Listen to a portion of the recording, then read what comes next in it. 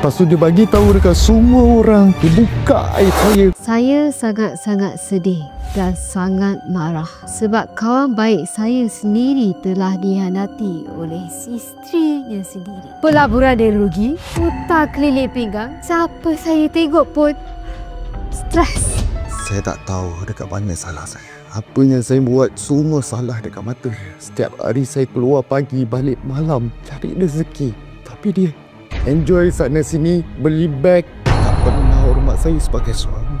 Saya ingat dia kawan baik saya. Tapi belakang cerita, belakang saya, dia boleh cakap saya nak rampas suami dia. Tapi saya tak mampu semua tu.